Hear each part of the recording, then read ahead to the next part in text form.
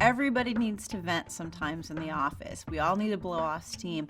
But what you want to be really careful about is you don't want to get caught in a gripe session that's going to come back to haunt you. Someone who's going to be a chronic complainer is probably not talking just to you. So be careful what you say. Remember, you want to make sure anything that you do say, you feel comfortable if it gets back to your boss or other coworkers too.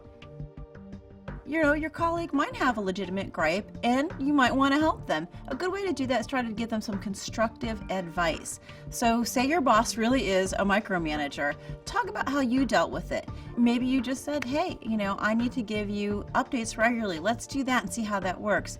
And if that worked for you, maybe they backed off. If you really want to help your coworker, you're probably not the person who can do that. They probably really need to take the issue to your boss. Help them through that. Help them practice a way that they could approach their boss in a tactful way and maybe deal with their issue. And it's going to be much more likely to get solved and they'll stop coming to you to complain. You know who those chronic complainers are. They come into your office and sit there and gripe for a really long time. So if you see something like that coming, cut it off before it gets out of hand. Someone comes in and sits down and say, and they start bringing up a work issue that they've talked about to you a million times already. Say, you know what, we always talk about work. Let's talk about something else. Change the subject. If they really need to talk to you, to say, you know what, let's do it another time. Or even better, play the work card. I am going to be so busy right now and I just don't have time to talk.